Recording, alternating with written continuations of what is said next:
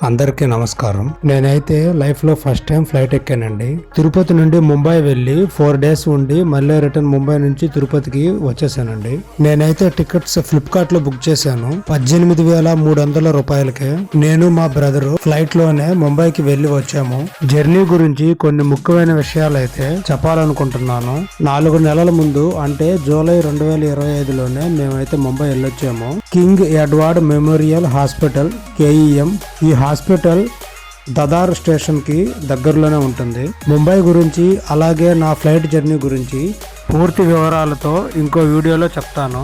మీకు ఏమైనా సందేహాలు ఉంటే కామెంట్స్లో తెలపగలరు.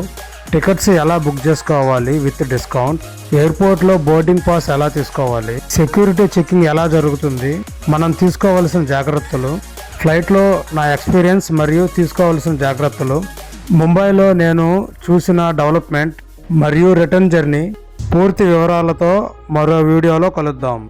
Thank you.